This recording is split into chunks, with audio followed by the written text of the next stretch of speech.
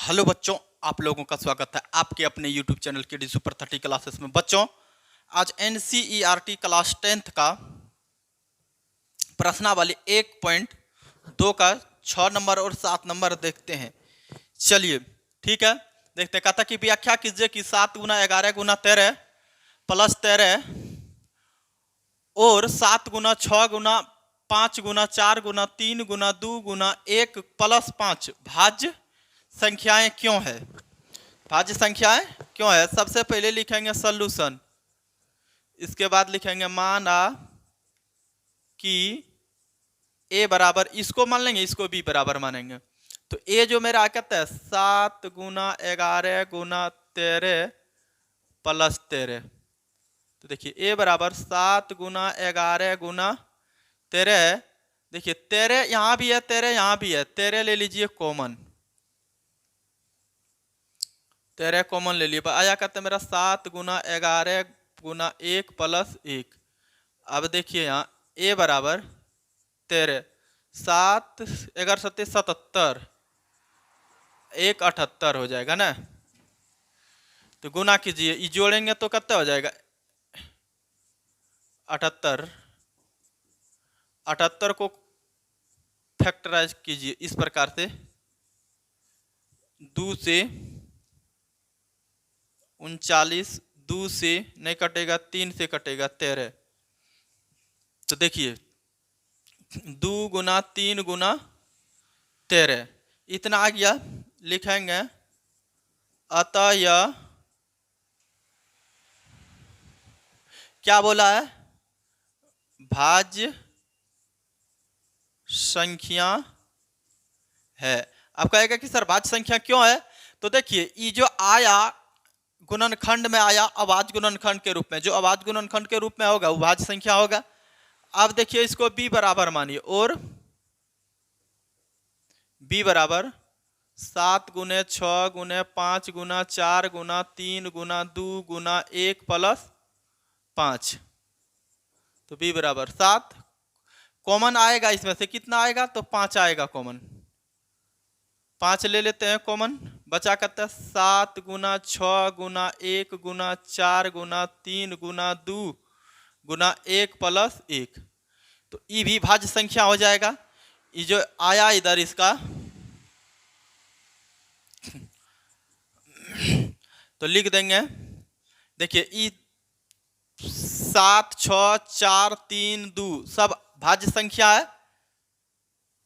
इस प्रकार से 7 गुना 6 गुना 4 गुना 3 गुना 2 गुना 1 प्लस 1 ना, यहां से यहां तक गुना कर लीजिएगा, प्लस 1 कर दीजिएगा, उसके बाद उसको कोफैक्टर कर दीजिएगा।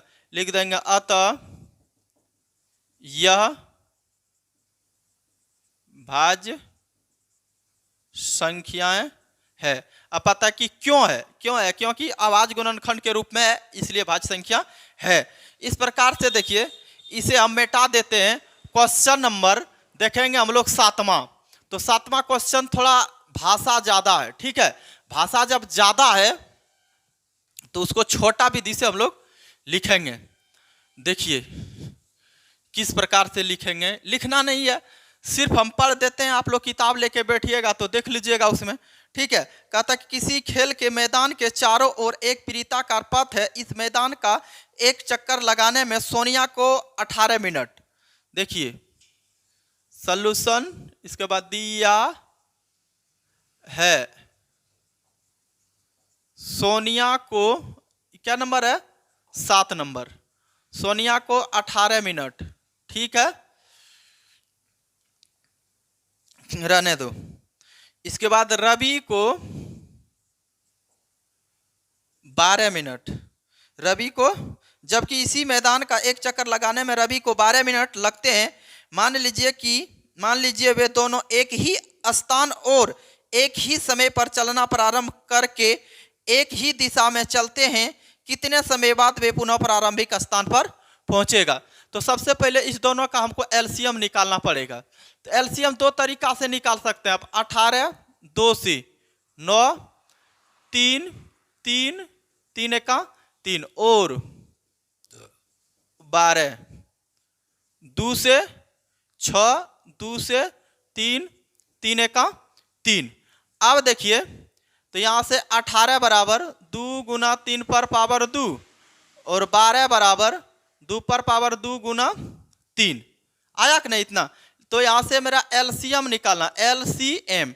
तो एलसीएम निकालने के लिए जो दोनों में अधिकतम पावर है उसको लिख लेंगे, 2 पर पावर 2 गुना 3 पर पावर 2। तो 2 का स्क्वायर करेंगे 4 और 9, 9 चौक 36। तो 36 मिनट में पुनः मिलेंगे। तो देखिए क्वेश्चन में लास्ट में क्या कह रहा है कि पुनः प्रारंभिक स्थान पर मिलेंगे। लिखेंगे अतः 36 मिनट के बाद पुनः प्रारंभिक